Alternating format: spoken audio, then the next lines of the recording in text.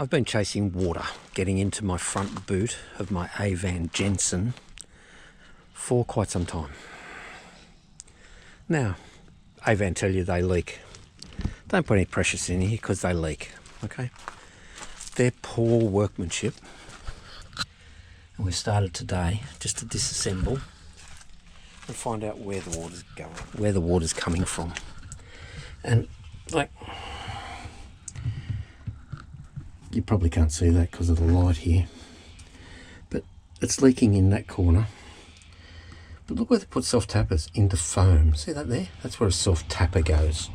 That's Avan's idea of securing that soft tapper right there and that white mould into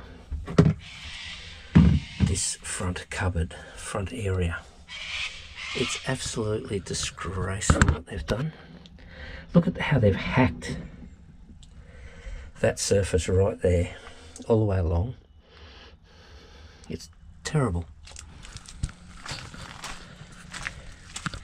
Then you come to this side, and you can see where the water leak is because you can see the texture of the plywood and how thin the plywood is.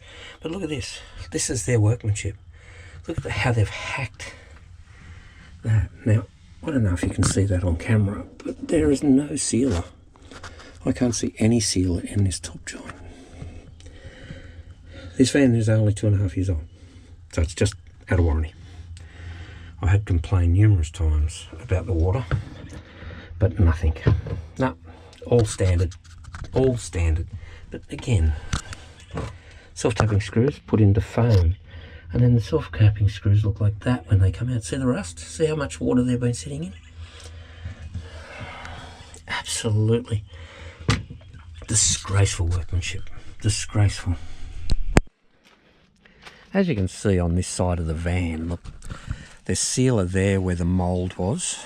There's sealer around here where the hatch meets the body. There's sealer around some screws but not others. The screws aren't really geometrically in a line, but the one here, no sealer on a rivet, no sealer on a staple, no sealer on a staple, some sealer. You can see this water line right here. The water's been coming up under the mould. There's the crease line for the mould, and straight in underneath that there. Water doesn't need much to penetrate. Straight up underneath there, okay? And then soaking into here, where it's damaged. See the water's ingress? See the plywood? Okay, so that's how that's got in there. Because that, as you can see, is right above where I am.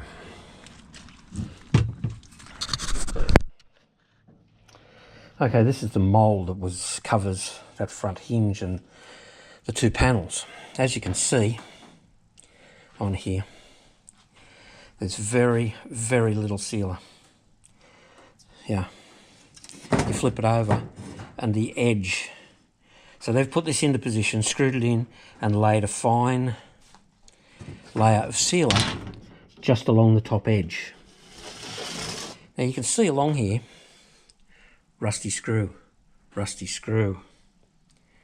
part rusty screw, rusty screw, rusty screw. It's interesting that the two ends are the rustiest. Now, there's no sealer on the bottom edge of this where you can see the water's been coming up. You can clearly see the water has been coming up underneath that bottom edge. See there, where all that dirt is? And over this side, more than anywhere, you can see the water's come in here and sat in here. Okay.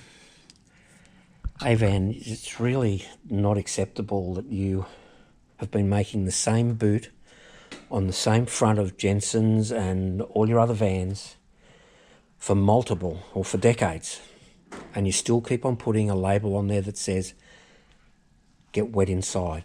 It's not that the boot lid is a bad boot, because on snowy rivers they don't leak and they don't have a sticker. on 2 other brands, a New Age, use the same boot, doesn't leak. Just Avan. And it's because they don't seal this front panel and the front door hinges properly, and they don't take time and care to have a look, or even talk to previous owners, or take their word for it that their boot's leaking, and get in there and have an investigation into why it's leaking. Poor Avan. Okay, I've just removed the screws from around the outer edge, just about to remove the ones across the top that go through the hinge. Interesting, but I've noticed that the side that's really wet, when I tried, see that? There's no sealer. There's nothing under there. Like, it's easy, the water's going in there and out there and into there.